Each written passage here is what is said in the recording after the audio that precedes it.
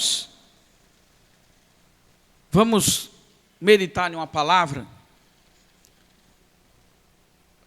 Os que puderam vir hoje vieram e fizeram a sua parte.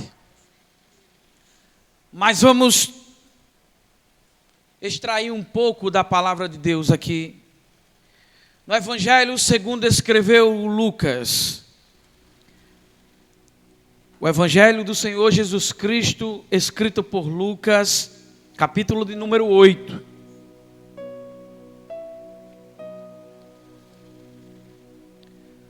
Versículo do 54 e o 55. Você puder acompanhar com a Bíblia, amém. Se você não puder, só preste atenção. Evangelho do Senhor Jesus Cristo, escrito por Lucas, capítulo 8, versículos 54 e 55. Entrando ele, tomando pela mão, disse-lhe, em voz alta, menina, levanta-te. Voltou-lhe o espírito, ela imediatamente se levantou, e ele mandou que ele desse de comer. Graças a Deus. Meus irmãos, quero tratar com vocês hoje, você que está em casa, você que está no seu trabalho, onde você estiver nessa programação, quero tratar com esse texto, baseado em um tema: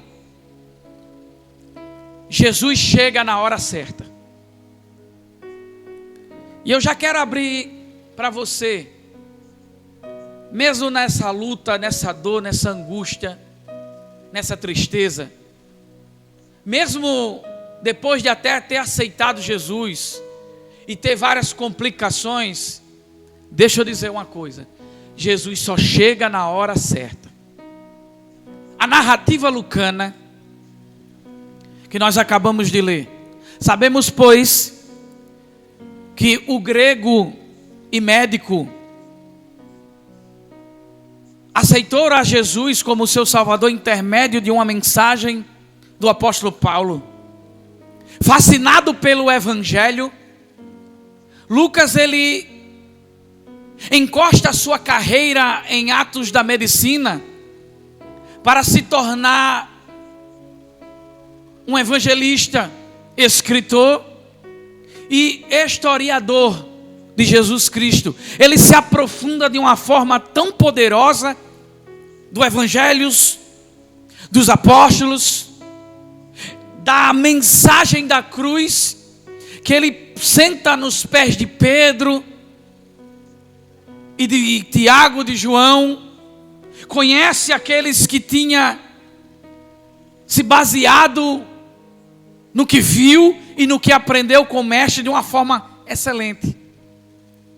É tão provado isso que ele escreve o Evangelho do Senhor Jesus Cristo com um autor com seu nome para Teófilo, um empreendedor, um homem rico, grande. É provado que ele escreve a narrativa lucana e também Atos dos Apóstolos. Se você pegar o capítulo 1 de Atos dos Apóstolos, você vai ver, tendo o primeiro tratado, que ele diz que escreveu as coisas que foi feita Cristo com os discípulos. Até no capítulo 1 da narrativa lucana ele fala com referência a Teófilo. Teófilo, ele se surpreende com a mensagem de Cristo, se surpreende e diz: eu quero aprender mais. E na época existia o papiro que foi inventado como uma folha que dava-se como um papel, só que não durava muito. E na época de Lucas nasce o pergaminho. O pergaminho nasceu da cidade de Pérgamo. Era o couro de animais curtido, aonde com as tintas e penas escreviam-se textos, livros, pergaminhos, escreviam-se ali e duravam-se anos. Na época, a base das compras dos pergaminhos era muito caro, caríssimo. Mas empreendeu Teófilo no Evangelho. Ele gastou, investiu bastante dinheiro para ter um pouco de Jesus Cristo na sua vida. Deixa eu abrir outro parênteses aqui. Olha a fé desse homem que investiu muito dinheiro. E você, nessa manhã, tem um evangelho todos os dias entrando na sua casa, entrando no seu lar, entrando na sua vida, em rádios, literaturas. A Bíblia no Brasil, ela está estendida a todos, ela não é ocultada, ela não é proibida. Você tem como aprender. Se você ainda não é evangélico, mas você quer aprender, pegue a palavra, compre uma, comece a ler, peça a Deus, que Deus abra a sua mente para você saber quem foi Jesus, para que Ele veio, porque Ele veio, a necessidade dEle na sua vida. A narrativa de Lucas é tremenda, muito, muito tremenda. A expressão que ele dá aos textos, para mim, é um dos escritores que traz uma expressão bem avaliada nos textos, no que ele escutou, aprendendo de cada um. Jesus, ele está nas regiões de Tibéris, ou Tiberíades, e ele pega o barco com os discípulos e atravessa o rio, e vai até as planícies, ou regiões dos Gadarenos, a terra de Gadara. A terra de Gadara era apropriada para a prática do ocultismo. A terra de Gadara nunca tinha visto falar de um Deus todo-poderoso, mas praticava os feitiços, praticava as rezas. O povo de Gadara, ele tinha a religião deles, e nesse quadro religioso, existia em Gadara um homem, que não era considerado um homem, era considerado um animal, um monstro, um bicho. As mães recitavam para os filhos dormir a história do homem do cemitério, do homem que andava pelas ruas e as correntes chocalhavam no chão, do homem que rangia os dentes, cravavam as suas unhas nas portas e cortava matos, espinhos, abrolhos no seu peito, não sentindo dor nem sofrimento. Um homem que ruivava à noite, gritava, gemia, e todos trancavam as portas. É tão provado que as autoridades de Gadara tentaram acorrentar, e ele rompia as correntes. Tentou colocar em grades, e ele quebrava as grades. Por quê? O homem era considerado um monstro, mas não era monstro. O homem era possesso por demônios. A possessão era tão grande que desfigurou a imagem e semelhança de Deus. O problema do ser humano, que o inimigo das nossas almas quer nos destruir, é porque nós somos a imagem e semelhança de Deus. Ele não foi criado imagem de Deus, ele não foi criado semelhança de Deus, ele não tem nada a ver, ele não parece com Deus. A raiva dele com o ser humano é essa. Por isso que ele traz a destruição na vida. Ele quer destruir o ser humano. Ei, meu irmão, deixa eu dizer uma coisa para você. No momento mais complicado da sua vida, da sua história, quando você é humilhado, desprezado, jogado fora, criticado, se olha no espelho, vai lá no espelho, mesmo o cabelo desarrumado, mesmo faltando um dente, sujo, mas isso é só visões humanas. vaidade. Você pode estar um trapo para o homem, mas olha no espelho, no fundo do espelho tu vai ver a tua alma. E você vai bater no peito e vai dizer: eu sou a imagem de Deus, eu fui criado à imagem dele, eu sou feito por ele. Ei, temos esse privilégio de ser imagem de Deus. Quando Jesus chega em Gadara, os discípulos disseram: mestre, a cidade é para esse lado. Aí Jesus disse: mas eu tenho uma obra naquele lado. E ele começa a subir a parte alta, porque os sepulcros de Gadara eram em lugares altos. Cemitérios de Gadara e de regiões fenícias não tinha muros.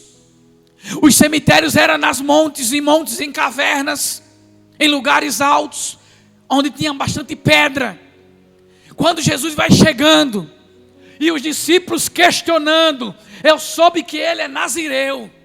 Nazireu não pode ir para sepulcros. Nazireu não pode chegar perto de coisa morta. Nazireu não pode estar tocando em morto. Deixa eu dizer uma coisa: Jesus quebra todo o protocolo. Jesus quebra toda a barreira. Jesus quebra toda a situação que é favorável para a humanidade. Porque o que é favorável para a humanidade são pecados. O que é bom para a humanidade é o pecado, mas o que é bom para Deus, Jesus quebra o pecado e entra com a sua mão poderosa. Jesus tira o pecado, limpa tudo, estende o seu poder, porque Ele é Deus.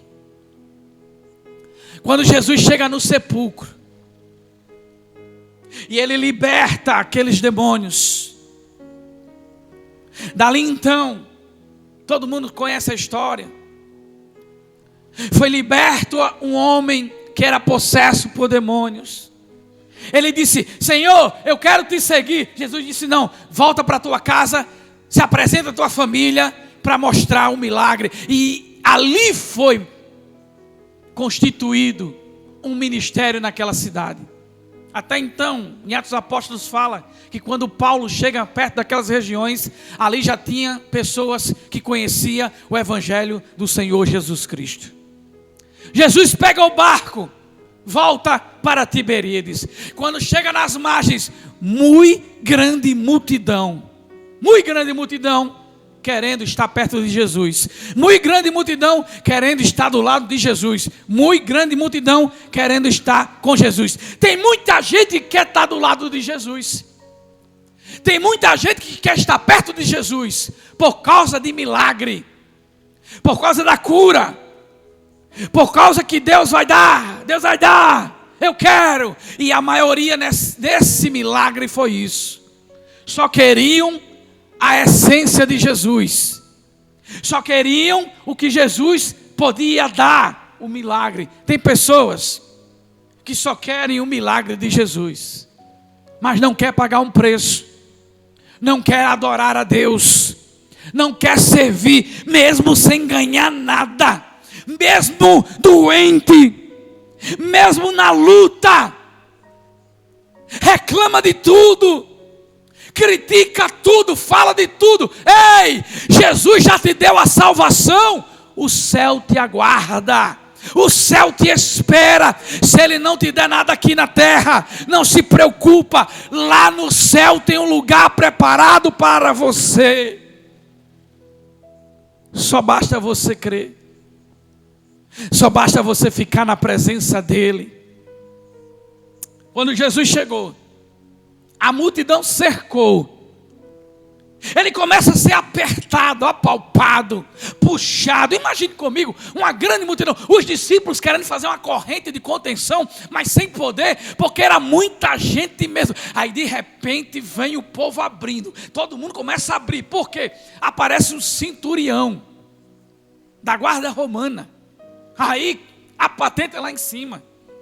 E com certeza o centurião ia na frente, e os guardas com lanças e espada abrindo espaço. Vai passando o centurião romano, autoridade, privilégio ele tinha, e abre tanto espaço que chega até Jesus. Aí, Jesus para. O centurião olhando para Jesus, com os olhos lagrimejando, dizendo: Senhor, a minha filha está morrendo. Eu te peço encarecidamente, vamos lá, porque eu soube que o Senhor tem poder de dar vida.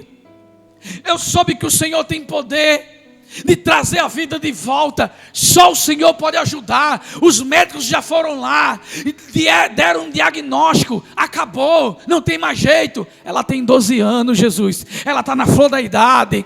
Ela está uma criança nova que está aprendendo. É a minha única filha. Por favor, me ajude. Aí Jesus olha para ele e diz: calma, vamos lá, está no controle. Agora, pega isso aqui. Ele vai ao lado de Jesus e começa o trajeto. O povo de novo apertando, apalpando, dando glória a Deus, tocando em Jesus. E Jesus com os passos curtos e com aquele sorriso que só ele tem. E o centurião dizendo: Senhor, Jairo, né? Jairil, Senhor, vamos mais rápido, Senhor. Minha filha está morrendo. Vamos mais rápido, Senhor. Minha filha está morrendo. Aí Jesus disse: calma, rapaz. Está no controle, vai dar tudo certo. Por quê? Pessoas só querem o que Jesus pode dar, que é milagre e milagre. Mas Jesus tem mais do que milagre para dar na sua vida. Jesus tem mais do que um próprio milagre. Ele tem a salvação. E hoje é dia oportuno de salvação, de você mudar a sua vida.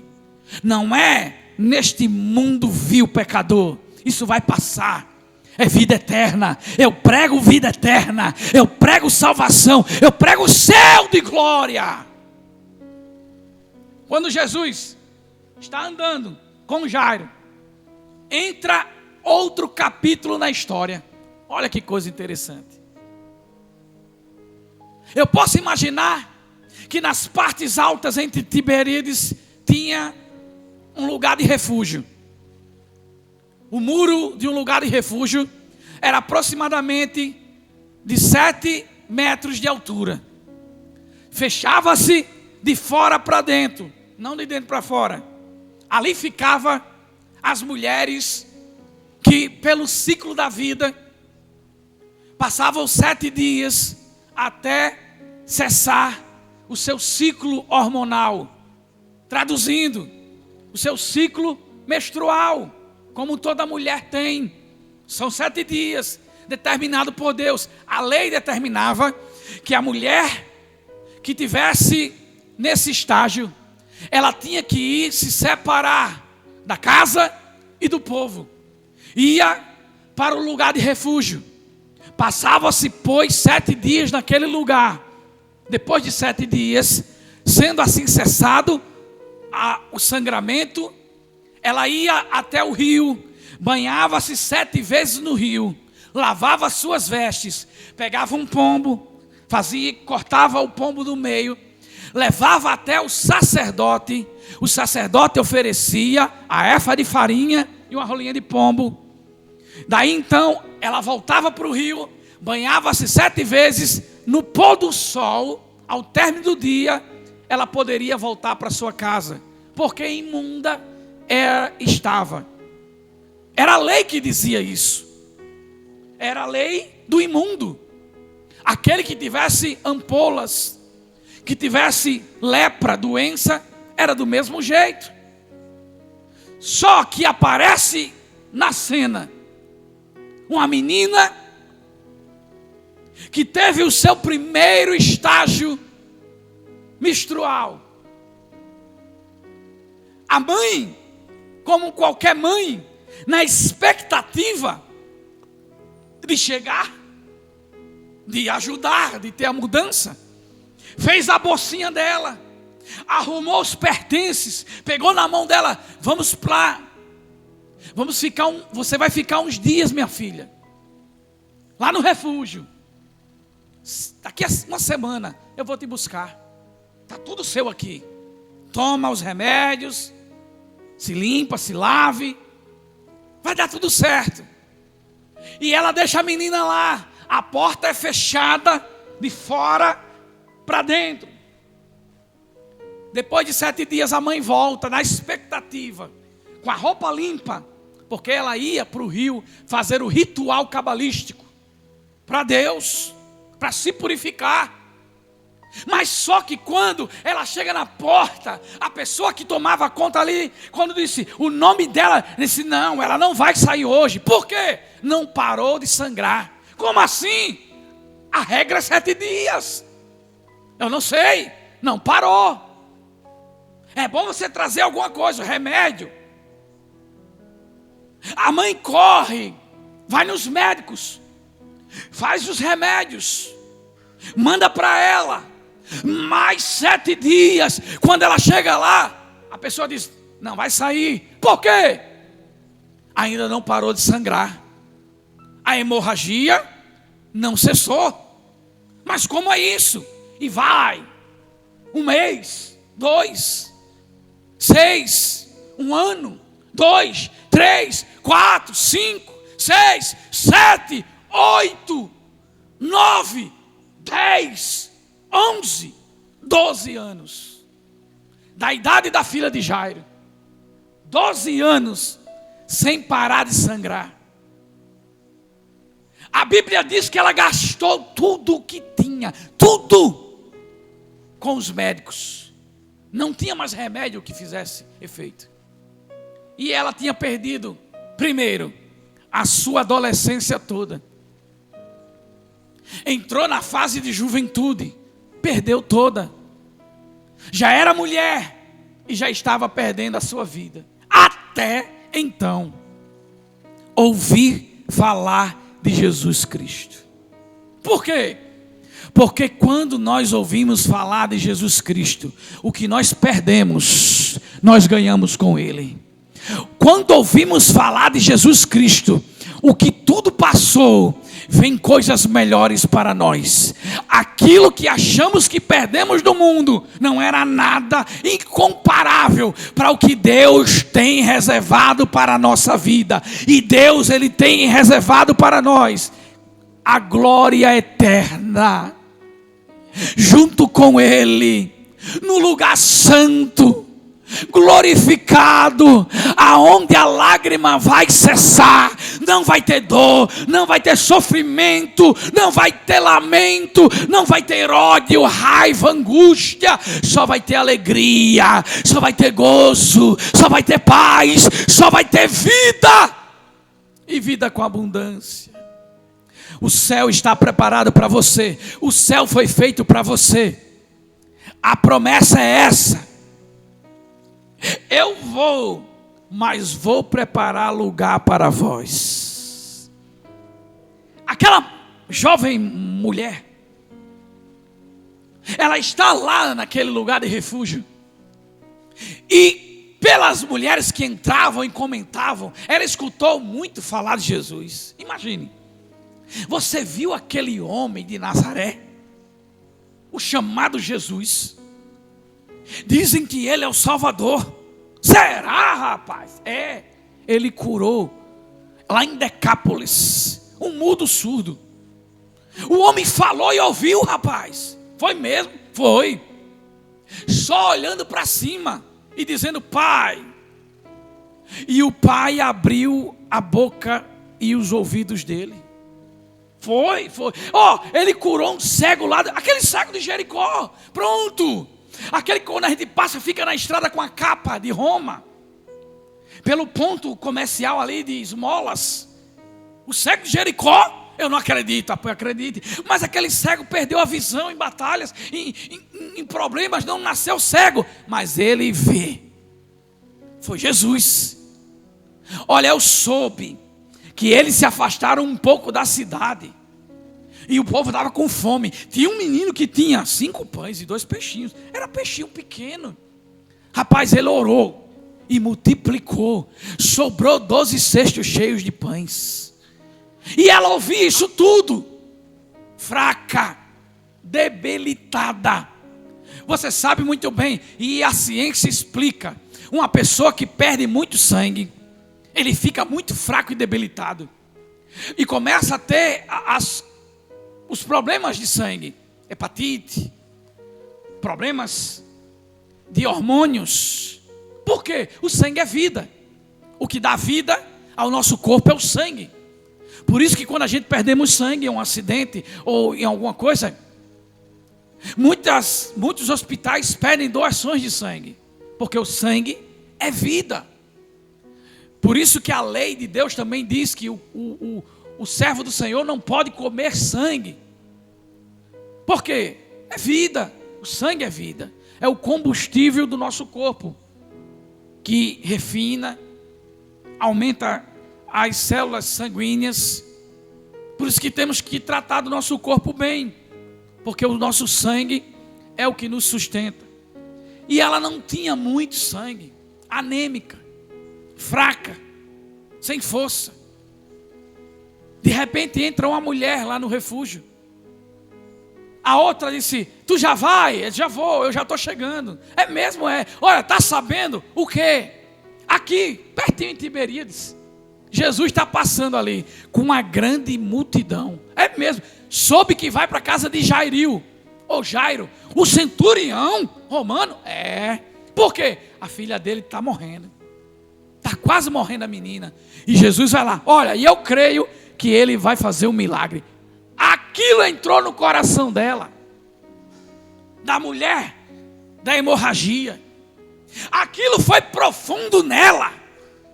Aquela palavra que Jesus ia passar, tocou nela, que ela submeteu a se esforçar. Ela podia até ter morrido. Eu posso imaginar que ela sobe no muro de 7 metros do refúgio, amarra lençóis, roupas, pula o muro, cai no chão, fraca, o sangue jorrando, ela com panos segurando, para não espalhar, cobrir o véu, porque ninguém poderia ver ela sangrando. Se o povo visse, ia apedrejar, porque a lei dizia que ela era imunda, e não podia estar perto do resto do povo. O imundo tinha que estar isolado. A lei dizia isso. A lei mandava matar a pedras. Cobre o rosto com véu, segura com lençóis para o sangue cessar, e vai andando e dizendo: somente eu tocar no vestido dele, somente eu tocar nele, eu só quero tocar no vestido, eu não quero que ele olhe para mim, eu não quero que ninguém me veja, eu vou bem devagarzinho, se eu tocar na orla dele, eu vou ser curada. Olha a fé dela, olha o que ela fala. Eu posso imaginar aqui, ouvintes, que quando ela falou isso, no céu se abriu. Na hora, moveu-se o céu. Por quê? Porque a Bíblia diz que o justo viverá pela fé. A Bíblia diz que se você tiver fé de um tamanho de um grão de mostarda, que é minúsculo, você desmonte, sai daí, vai para ali, e ele vai. A Bíblia diz que sem a fé, é impossível agradar a Deus. E ela teve fé demais, que agradou a Deus. E quando tocou em Deus, embaixo, tocou em Jesus. E eu posso imaginar aqui, deixa eu conjecturar aqui, me permita. Jesus diminuindo os passos. O centurião Jairo dizendo: Senhor, minha filha. E Jesus dizendo: calma, rapaz, vamos lá. E o povo apalpando, o povo apertando. Eu posso imaginar que o povo puxava o cabelo de Jesus, o povo puxava o manto de Jesus, o povo apertava o braço, apertava as costas, apertava Jesus. É provado isso. Milhares de pessoas, os discípulos querendo segurar aqueles mais alvoroçados. E ela vem cambaleando, sem força, sem vida, sem graça, mas com esperança. É desse jeito que a gente hoje aqui te chama, sem força, sem vida, sem graça, mas com esperança. E a esperança chegou hoje na sua casa, a esperança chegou hoje na sua vida, a esperança chegou hoje na sua família. É Jesus Cristo, que Ele vai mudar a história hoje.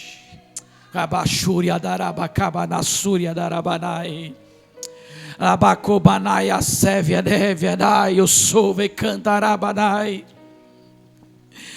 O diácono Êxodo pregou aqui hoje. Conheci ele desde criança, pequenininho. Fui criado junto com ele. Sou mais velho do que ele. Eu vi ele andando na rua de cuequinha, brincando, com chupeta na boca. A gente era criança. Na adolescência eu lembro que um dia eu me drogando, e ele, acho que ele nem pensava ainda nisso. Ele e mais outro rapaz que também está na presença do Senhor, está no Mato Grosso. Eu fiz uma mistura de químicas lá, cola, loló, tiner, misturei tudo, porque só um para mim era fraco, e eu queria experimentar mais. E eu puxando lá numa quadra de esporte que tinha na comunidade, chega eles dois, e eu dei para cada um cheirar também, e eles ficaram loucos lá, se rolando no chão, a gente ria para se acabar. Aí quando eu vejo hoje ele pregando, louvando, ele ministrando a palavra do Senhor, ganhando vidas, eu vejo que Deus realiza milagres mesmo. Nós temos testemunho de vida. É por isso que eu prego a palavra do bom mestre sem ter medo, sem ter vergonha. Eu prego com coragem, com ousadia, porque eu sei de onde Jesus me tirou. Eu sei quem eu era, rejeitado por todos, excluído por todos. Mas Jesus nunca me rejeitou, Jesus nunca me excluiu. Da mesma forma é você. Ele quer te livrar dessa vida ruim, Ele quer te libertar, Ele quer dar vida, Ele quer dar graça, Ele quer colocar você como colocou eu e o diácono Êxodo na mesa com os príncipes. E isso para nós não é nada. Não. Se acabasse o ministério da gente aqui na terra, não importa. O que importa é Jesus ser pregado. O que importa é Jesus ser falado, é ser anunciado. O que importa é a gente pregar a palavra do Senhor fora de tempo em tempo, nas praças, nos trens, nas ruas, visitando falando de Jesus. Porque a salvação é em primeiro lugar. Do mesmo jeito que eu quero ir para o céu, eu quero você que está no chat aí digitando. Você que mora em São Paulo, em Minas, no Rio de Janeiro, Mato Grosso, Amapá, Recife, Aracaju. Você que está todo dia aqui conosco, comunicando, falando, glorificando. Eu quero um dia lá no céu dar um abraço em você e dizer: valeu ou não valeu a pena? Valeu ou não valeu a pena passar as lutas, decepções, dores, doenças, constrangimento, vergonha, por causa de Cristo? Valeu ou não valeu? Nada pode nos tirar da presença dEle. Jesus ia andando. Lá vem a mulher fraca, sem força, sem vida. Ela vai começando a romper a multidão. Pasmem, não tinha guarda para abrir a multidão, que nem o centurião, para chegar em Jesus. Pasmem, não tinha ninguém para dizer: deixa essa mulher passar. Não tinha ninguém dizer: deixa a coitada passar, porque se vissem ela sangrando, ela ia ser apedrejada. Até então, quando ela vê Jesus de costa, chegando perto, ela sem força, ela se joga e toca na orla do mestre. Quando ela toca na orla de Jesus, no mesmo instante, ele parou. Na hora. Imagine Jesus parando. Imagine os discípulos parando. Imagine a multidão parando, um batendo no outro. O que foi? O que foi? O que foi? O que foi? Jesus parou. E quando Jesus para, meu irmão e minha irmã, milagres acontecem. Quando Jesus para, é porque alguma coisa Ele vai fazer. Olha, deixa eu dizer uma coisa para você agora. Ele está passando aí. Ele está passando na sua vida. Ele está passando na sua casa. Ele está passando em frente de você. Faz alguma coisa para Ele parar. Toca nele. É mais provável Jesus tocar em nós do que a gente tocar nele. É mais provável isso, porque ele quer nós, Ele vai até nós. O Evangelho vem até nós. Mas hoje eu te convido a tocar em Jesus. Toca nele. Toque para Jesus hoje. Ele está passando aí para Jesus. Quando Jesus parou e todos pararam, perguntaram: o que foi, mestre? O que aconteceu? Aí Jesus diz uma coisa que todo mundo riu. Todo mundo questionou. Jesus disse: alguém me tocou. Imagine comigo. Todo mundo falando, gargalhando. O senhor está de brincadeira. Pessoas estão te amassando. Pessoas puxam no teu cabelo, no teu vestido. Pessoas tocam em tu de uma forma direta, aleatória. Desde lá das margens de Tiberíades até aqui. Aí Jesus disse: mas me tocam de uma forma errante. Me tocam do jeito que eles querem. O toque que eu recebi agora foi diferente. Por quê? Chamou minha atenção. O toque que eu recebi agora muda a história. O toque que eu recebi agora abençoa uma vida. O toque que eu recebi agora foi de fé.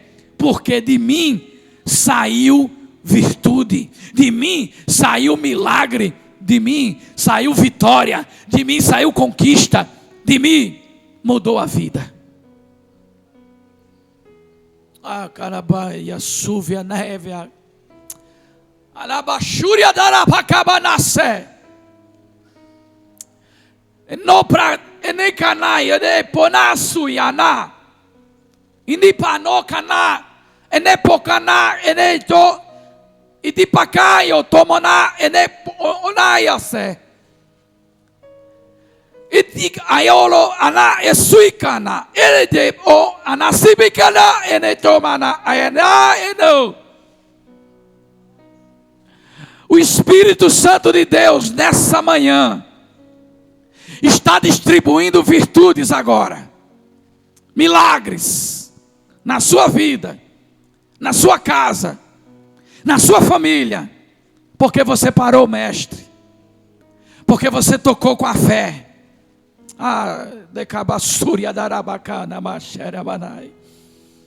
Pessoas estão sendo curadas agora, em nome de Jesus. Receba a cura. Receba a cura agora na sua vida. Agora mesmo. Cura. Em nome de Jesus. O espírito de cura está passando aí. Na sua casa, no seu ambiente. Receba a cura agora, em nome de Jesus.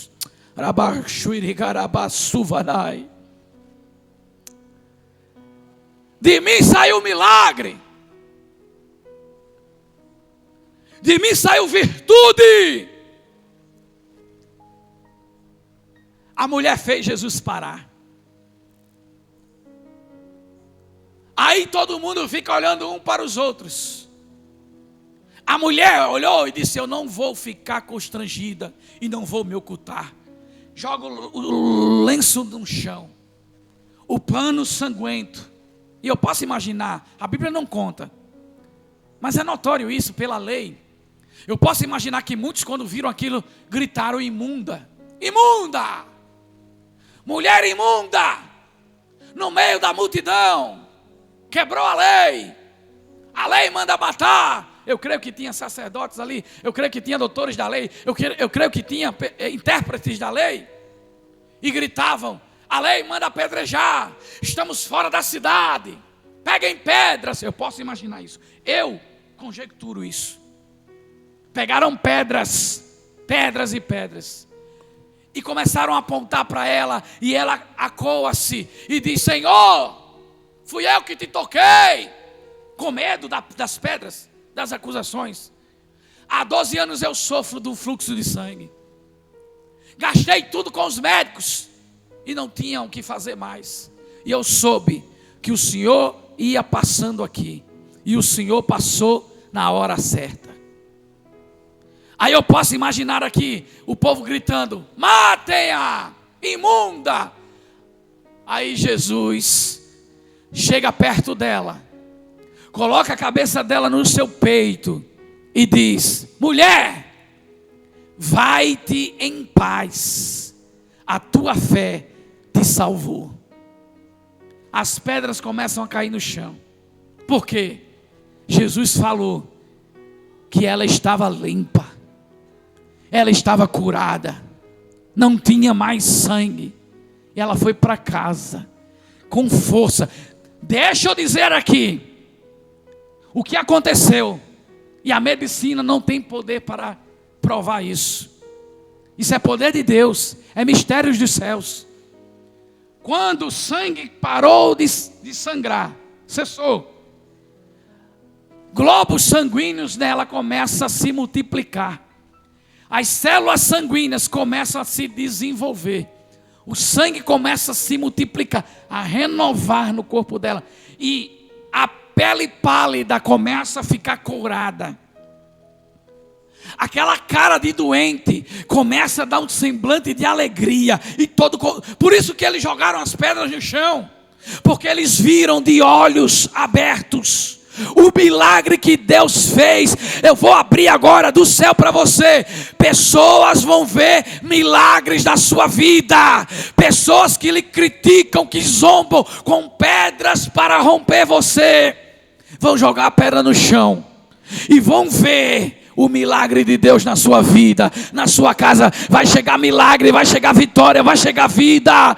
Esse semblante caído vai se erguer, vai ser semblante de vitória. Alabachúria darabacabanai. Ela foi para casa, chegou em casa, bateu na porta. Imagina, a mãe já velha abre a porta e quando vê os olhos com escamas, sem enxergar direito, esse quem é? E esse mamãe, sou eu. Você, minha filha? Sou eu, mamãe. E os médicos dizem que não tinha mais jeito. Porque eu achei um que é médico sobre os médicos, que tudo para ele tem jeito, até a morte obedece a ele. Teve alegria na casa dela. Imagine, Jairo pegando no ombro de Jesus. Mestre, vamos para casa. Minha filha, Jesus vai com ele. Chegando lá, o companheiro de Jairo chega para ele, o servo dele, e diz: não aborreça o mestre, tua filha morreu. Chegou lá, as carpintadeiras já estavam entoando coros de choro. O esquife já estava preparado, o coveiro já tinha cavado a cova. Todo mundo olhando para Jesus entrando. Aí Jesus disse: calma, a menina não morreu, ela dorme. Não, calma, gente, pare de chorar. E começaram a rir de Jesus. A hipocrisia era tão grande das carpintadeiras, que eram pagas para chorar, que começaram a rir de Jesus. Aí Jesus disse: hoje vocês não vão receber esse dinheiro não. Esse choro de falso que vocês têm, vocês não vão receber esse dinheiro, porque vai chegar milagre nessa casa hoje. Jesus subiu lá para cima, chamou Pedro, Tiago, João e os pais. A mãe desesperada. Jesus começa a interceder pela menina. E ele grita em aramaico: Talita cumi, que significa: menina, levanta-te. Na mesma hora, a menina levantou. Agora, a menina estava roxa, sem fôlego, sem vida. Eu posso imaginar aqui, deixa eu imaginar aqui, porque eu sou um pregador que gosta de histórias, imaginar histórias. A morte é o espírito, que com um arguilhão ela rompe o fio da vida, traça a matéria para o pó, o espírito para Deus e a alma para o seu lugar. A morte leva isso. A morte leva a todos um dia, permitido por Deus ou apressado por nós, não é? Tem gente que se mata, não é permissão de Deus, não é vontade de Deus, perdão. Foi permitido porque a pessoa tomou seu livre-arbítrio. Quando a morte está lá alegre porque levou uma criança, imaginem o lugar sombrio ficando alvo como a neve, a luz entrando, uma voz ecoando e dizendo: morte. E a morte olhando para o céu, para cima. Aí ela abaixa a cabeça e diz: sim, meu Senhor, porque Todos são submissos a Deus. Traz a menina de volta. Mas eu já tirei a vida dela. Mas eu estou dando vida a ela. Mas pela lei dos homens, ciência, física, biologia, não tem como voltar. Aí Jesus dizendo: mas eu ultrapasso todas as leis, requisitada por homens, requisitada pelos demônios, requisitada pelos anjos, porque eu sou aquele que tem o poder de dar vida e tirar a vida. Traz a menina de volta. No mesmo instante, o sopro de vida volta para ela. Ela levanta da cama. Todos ficam pasmos no quarto. Jesus disse: dá comida à menina. Aí todos ali ficaram pasmos. Por quê? Jesus chegou na hora certa. Eu vou terminar porque o tempo já vai. Mas deixa eu perguntar a você agora: aonde está a primeira vida para Jesus? Que quer aceitar agora Jesus Cristo?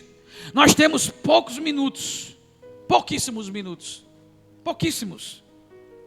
Eu quero saber onde você está. Digite: eu quero Jesus. Eu quero viver uma vida nova. Eu quero parar Jesus. Ele chega na hora certa. Ele chegou agora, na hora certa na tua vida.